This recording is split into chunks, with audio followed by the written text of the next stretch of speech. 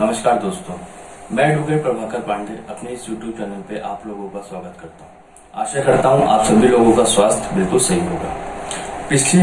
पिछले लेक्चर में हम लोगों ने सेक्शन 255 तक कवर कर लिया था। हम लोगों ने chapter 20 summons case triable by magistrate हमने इस टॉपिक को शुरू किया था और अब हम लोगों का सेक्शन 256, 257, 258 और 259 चैप्टर 20 का बचा हुआ है। उसके बाद फिर हमारा एक ट्रायल रोबस्टा असेंबली ट्रायल, उसको हम फर्दर देखेंगे। तो आइए आज के इस लेक्चर को शुरू किया जाए। सेक्शन 256 नॉन अपीयरेंस और डेथ ऑफ कंप्लेनेंट। अब यहाँ पे इस बात को कहा जा रहा है कि जहां पे कंप्लेंट देने के बाद अगर उस कंप्लेनेंट का वो कंप्लेनेंट अगर अपीयर नहीं हुआ कोर्ट के सामने या उसकी डेथ हो गई तो उस केस में क्या होगा। तो आइए सबसेक्शन 1 को देखते हैं। If the summons has been issued on complaint and on the day appointed for the appearance of the accused or any day subsequent thereto to which the hearing may be adjourned, the complainant does not appear, the magistrate shall, notwithstanding anything herein contained, acquit the accused unless for some reason he thinks it proper to adjourn the hearing of the case to some other day। अब देखिए ये जो subsection 1 है ये बहुत ही important है।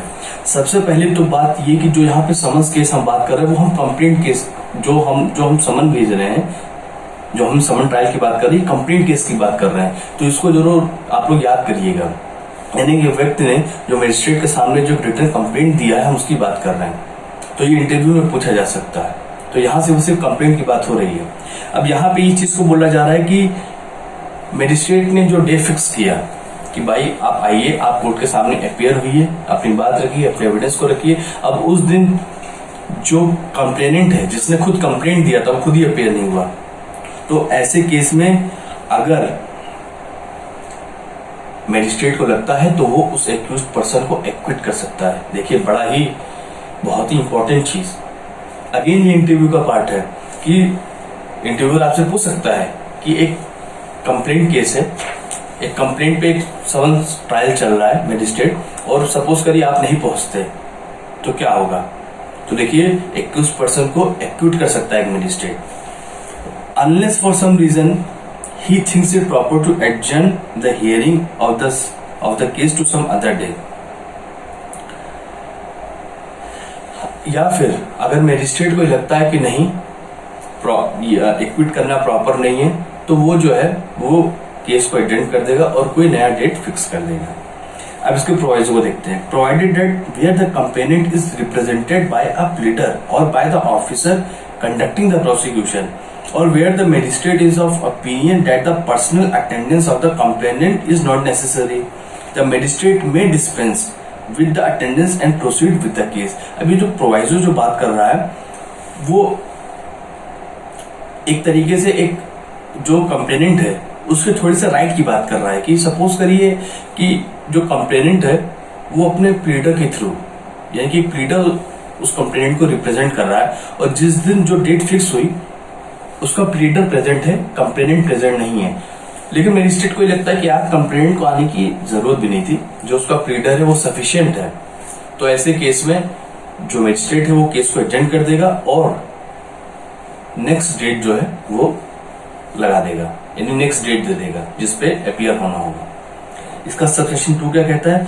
The provisions of subsection 1 shall so far as may be apply also to cases where the non appearance of the complainant is due to his death. इस line को फिर मार्क कर लीजिए। ये इंटरव्यू का बहुत ही इंपॉर्टेंट पार्ट है कि इंटरव्यूअर पूछ सकता है कि डेथ के केस में क्या होगा। तो डेथ के केस में भी बिल्कुल वही सेम प्रोसीजर जो हम अभी पढ़ रहे हैं वही चीज अप्लाई होगा, यानी कि जो सबसेक्शन 1 जो है वो डेथ के केस में भी अप्लाई करेगा।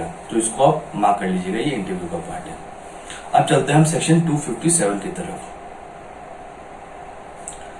Withdrawal of complaint. If a complainant at any time before a final order is passed in any case under this chapter satisfy the magistrate that there are sufficient grounds for permitting him to withdraw his complaint against the accused, or if there be more than one accused against all or any of them, the magistrate may permit him to withdraw the same and shall thereupon acquit the accused against whom the complainant is so withdrawn.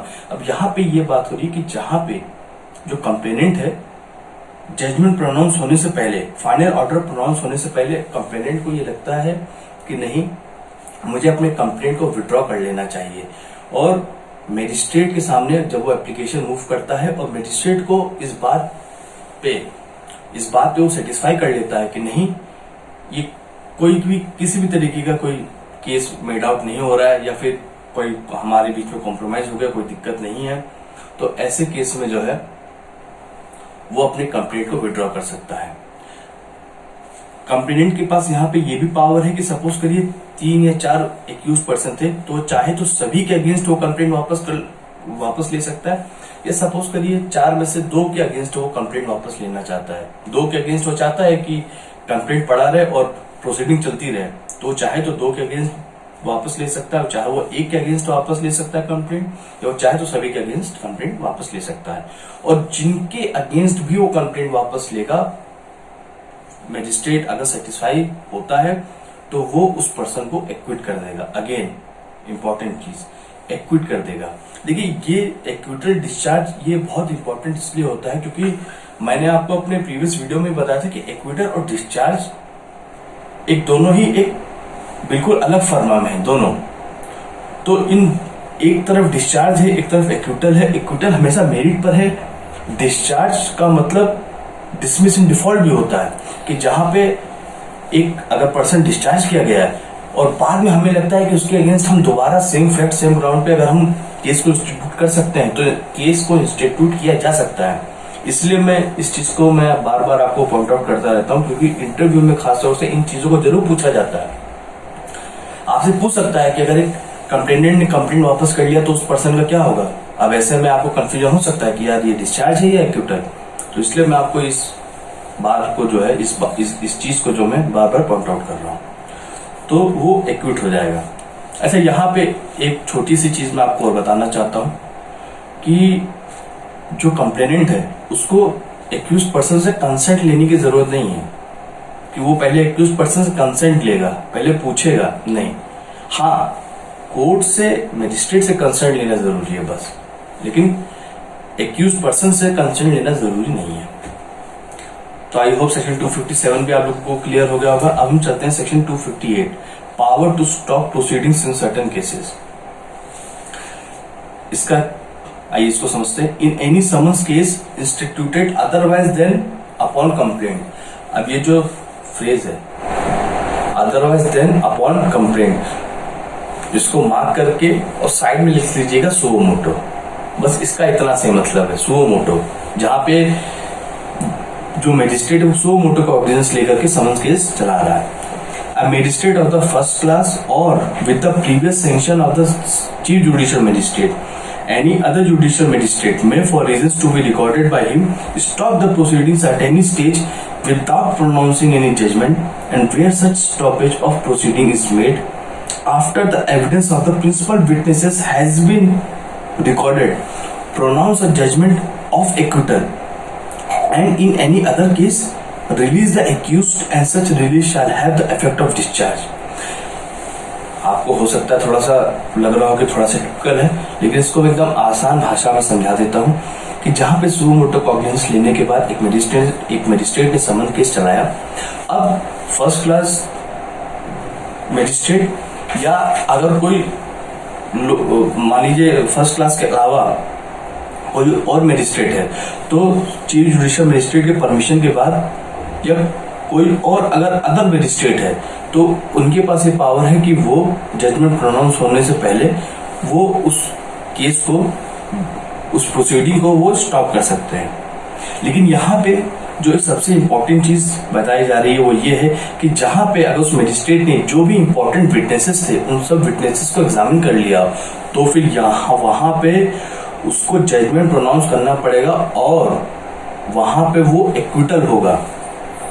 ये बहुत ही ये यहाँ पे बहुत ही important line है कि यानी कि जहां पे अगर जो प्रिंसिपल विटनेसेस हैं मान लीजिए एग्जामिन नहीं हुए तो जजमेंट प्रोनाउंस करने की आवश्यकता नहीं है, वो सीधे उस प्रोसीडिंग को स्टॉप कर सकता है।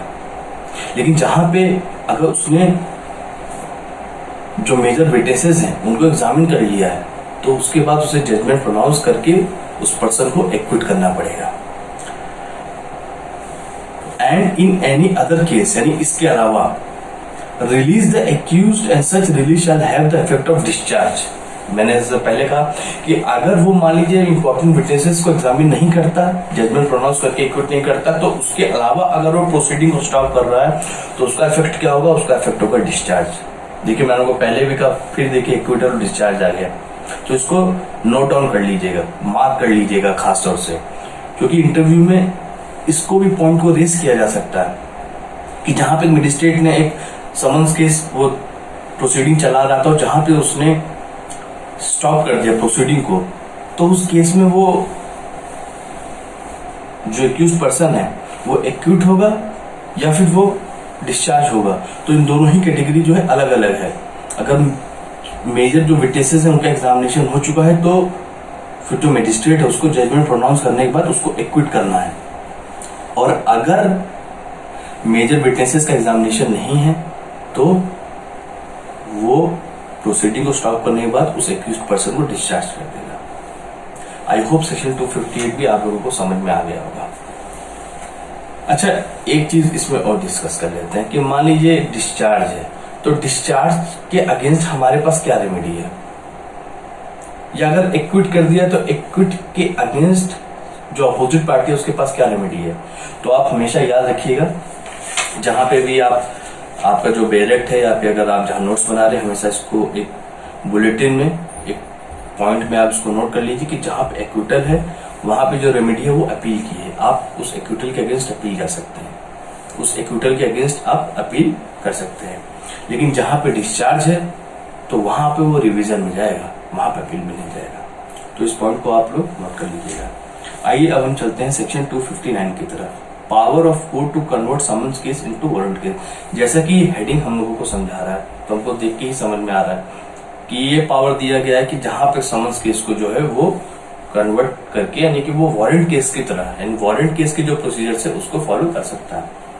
आइए इसको भी देख लेते हैं। When in the course of the trial of a summons case relating to an offence punishable with imprisonment for a term exceeding 6 months, इसको भी मार्क कर लीजिएगा, ये आपका प्रीलिम्स का क्वेश्चन है कि ये सेक्शन कब है, किसके लिए अप्लाई, जहां पे 6 months से ज्यादा का इम्प्रिजनमेंट है तो उस केस में जो समन्स केस है उसको वो वारंट केस में कन्वर्ट कर सकता है। It appears to the magistrate that in the interest of justice the offence should be tried in accordance with the procedure for the trial of warrant case.